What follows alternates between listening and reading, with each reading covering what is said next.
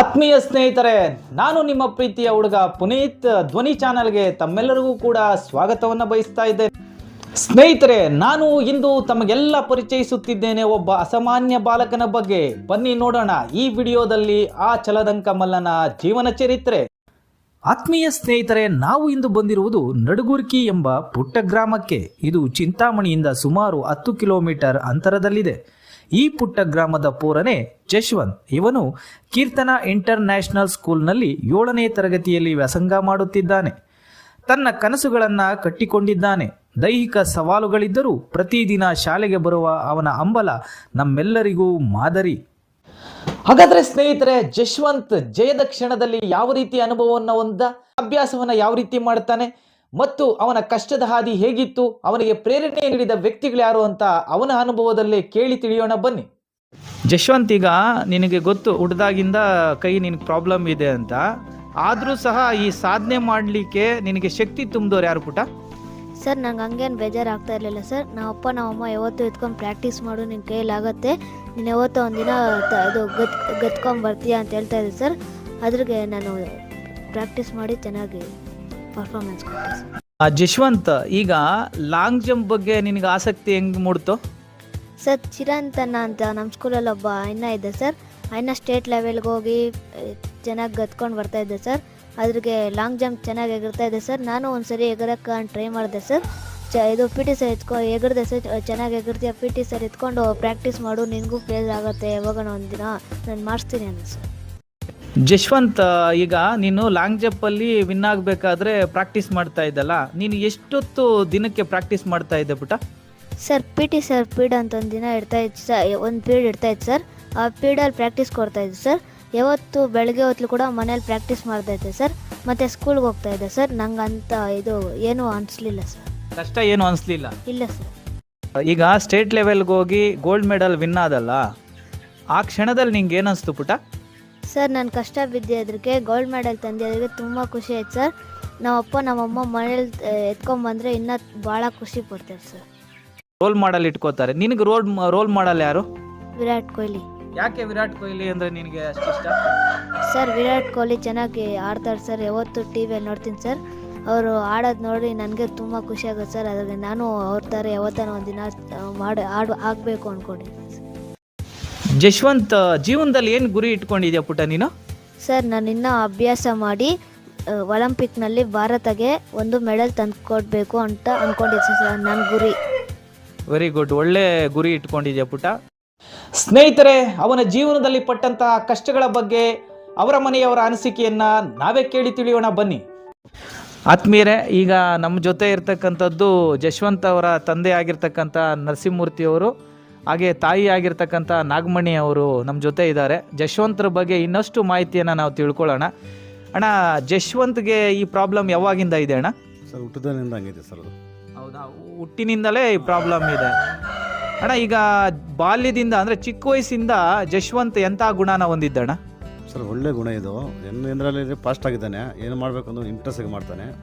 ಅದೇನು ಪ್ರಾಬ್ಲಮ್ ಇಲ್ಲ. ಏನೋ ಸ್ವಲ್ಪ ಇದು ಮಾಡಬೇಕು ಅಂತ ಏನೋ ನಾವು ಪ್ರಯತ್ನ ಮಾಡಿದೆ. ನಾವು ಸಪೋರ್ಟ್ ಮಾಡು, ಹೋಗಪ್ಪ ಮುಂದೆ ಹಂಗೆ ಇದು ಮಾಡ್ತೀವಿ ಸರ್.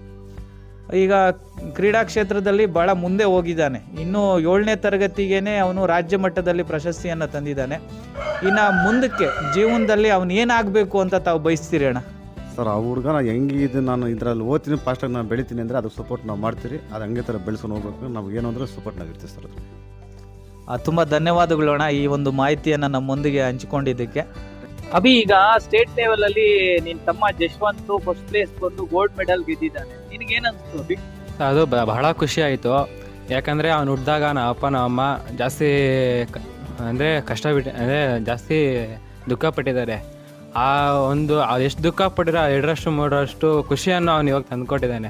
ಅವನಿಗೆ ಆ ಕೈ ಹಂಗಿದೆ ಅಂತ ಒಂದು ಯೋಚನೆ ಇಲ್ಲ.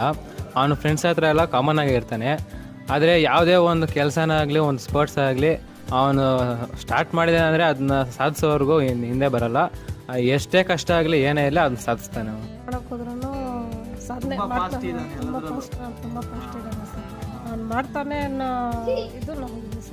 ಇನ್ನು ಶಾಲೆಯಲ್ಲಿ ಈ ಒಂದು ಜಶ್ವಂತ್ ಯಾವ ರೀತಿ ಇರ್ತಾನೆ ಹಾಗೂ ಅವನ ನಡವಳಿಕೆ ಎಂಥದ್ದು ಅಂತ ಅವರ ತರಗತಿ ಶಿಕ್ಷಕರ ಬಳಿಯೇ ತಿಳ್ಕೊಳ್ಳೋಣ ಬನ್ನಿ.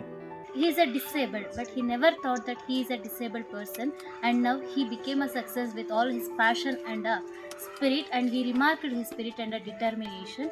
We are very proud of him, because we may think that even though if we are having everything, we feel that few times we are uncomfortable of doing some things, but he has his own trust and his hope made him to be as a successful person for now. And even though just because of his success, we will say that the success, it doesn't comes from a luck, but the hard work always brings the success. Just because of his hard work itself, now he become a successful person. And even though just because of the single person, it is not that so possible, there is a person who was very supportive to him, that is also our PT sir Girish Babu, as well as their parents who kept a trust and who believed in his success. Sir Girish sir ನಮಸ್ತೆ. Sir ಈಗ ನೀವು ಎಷ್ಟು ವರ್ಷದಿಂದ ನೀವು ಜಶ್ವಂತನ ನೋಡ್ತಾ ಇದ್ದೀರಾ sir? 3 ವರ್ಷದಿಂದ. 3 ವರ್ಷದಿಂದ ನೋಡ್ತಾ ಇದ್ದೀರಾ ಸರ್. ಈಗ ಅವನಿಗೆ ಮೊದಲಿಂದಲೂ ಸ್ಪೋರ್ಟ್ಸ್ ಬಗ್ಗೆ ಕಾಳಜಿ ಇತ್ತಾ, ಅಥವಾ ನೀವೇನಾದರೂ ಅವನಿಗೆ ಪ್ರೇರಣೆ ನೀಡಿ ಮತ್ತೆ ಅವನು ಸ್ಪೋರ್ಟ್ಸಲ್ಲಿ ಒಳ್ಳೆಯ ಸಾಧನೆ ಮಾಡೋದಕ್ಕೆ ಅನುವಾಯ್ತಾ ಸರ್? ಸರ್ ನನಗಿಂತೂ ಅವ್ರ ತಂದೆ ತಾಯಿನೇ ಪ್ರೋತ್ಸಾಹ ನನಗೆ ಜಾಸ್ತಿ ಕೊಡ್ತಾಯಿದ್ರು, ಈ ಥರ ಕಳಿಸಿ ಅಂತ. ಕೆಲವು ವಿಶೇಷ ವ್ಯಕ್ತಿಗಳ ಅಭಿಪ್ರಾಯವನ್ನು ಕೂಡ ತಮಗಾಗಿ ಇರಿಸಿದ್ದೇನೆ, ನೋಡಿ ಬನ್ನಿ.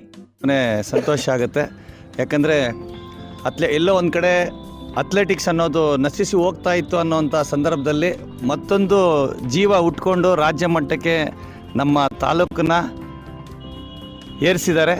ಈ ಮಗುಗೆ ತರಬೇತಿ ಕೊಟ್ಟಂಥ ನನ್ನ ಆತ್ಮೀಯ ಮಿತ್ರರು ಹಾಗೂ ದೈಹಿಕ ಶಿಕ್ಷಕರಂಥ ಗಿರೀಶ್ ಅವರಿಗೆ ಅಭಿನಂದನೆ ಸಲ್ಲಿಸ್ತಾ ಇದ್ದೀನಿ. ಯಾಕಂದರೆ ಇದು ಇಲ್ಲಿಗೆ ನಿಲ್ಲಬಾರ್ದು, ಯಾಕಂದರೆ ಇದಾದಮೇಲೆ ಇದು ಹಂಗೆ ಹೋಗ್ತಾ ಇರಬೇಕು. ಯಾಕಂದರೆ ಇದು ಯಾವತ್ತೇ ಆಗಲಿ ಈ ಒಂದು ಕ್ರೀಡಾಕೂಟಗಳು ಸ್ಥಗಿತ ಆಗಬಾರ್ದು.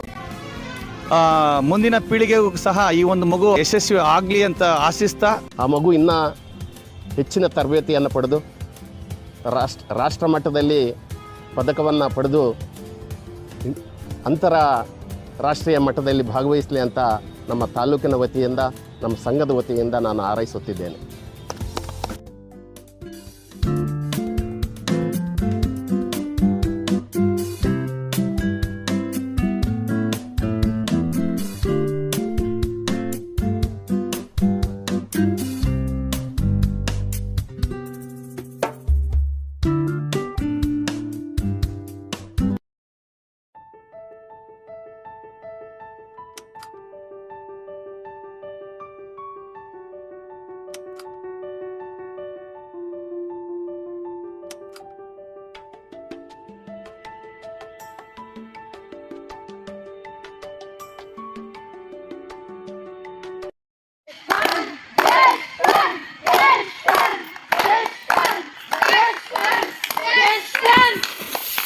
ನೋಡಿದ್ರಲ್ಲ ಸ್ನೇಹಿತರೆ, ಈ ಒಂದು ಚಲದಂಕ ಮಲ್ಲನ ಪೂರ್ಣವಾಗಿರ್ತಕ್ಕಂಥ ವಿಡಿಯೋ. ಸ್ನೇಹಿತರೆ, ಇದು ನನ್ನ ಚಾನಲ್ನ ಸಬ್ಸ್ಕ್ರೈಬ್ ಆಗಲಿ, ಲೈಕ್ ಆಗಲಿ, ಶೇರ್ ಆಗಲಿ ಮಾಡಲಿಕ್ಕೆ ನಾನು ಈ ಪ್ರಯತ್ನವನ್ನು ಪಟ್ಟಿಲ್ಲ.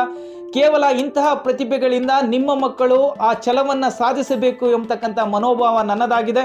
ದಯವಿಟ್ಟು ಈ ವಿಡಿಯೋವನ್ನು ಆದಷ್ಟು ತಮ್ಮ ಸ್ನೇಹಿತರಿಗೆ ತಿಳಿಸಿ, ಅನೇಕ ಗ್ರೂಪುಗಳಿಗೆ ನೀವು ಹಂಚಿಕೊಳ್ಳಿ. ಏಕೆ ಅಂದರೆ ಇಂತಹ ಪ್ರತಿಭೆಗಳು ಇನ್ನೂ ಮುಂದೆ ಬರಬೇಕು, ನಮ್ಮ ಭಾರತದ ಕ್ರೀಡಾ ಸ್ಫೂರ್ತಿಯನ್ನು ಎತ್ತಿ ಹಿಡಿಬೇಕು, ಮುಂದಿನ ಒಲಿಂಪಿಕ್ಸ್ನಲ್ಲಿ ಇಂತಹ ಪದಕಗಳು ಹೆಚ್ಚಾಗಬೇಕು ಅನ್ನೋ ಹಂಬಲಾನೆ ನನ್ನದು ಹಾಗೂ ನನ್ನ ಧ್ವನಿ ಚಾನಲ್ದು. ತಪ್ಪದೆ ಈ ವಿಡಿಯೋವನ್ನು ಆದಷ್ಟು ಶೇರ್ ಮಾಡಿ ಸ್ನೇಹಿತರೆ. ವಂದನೆಗಳು.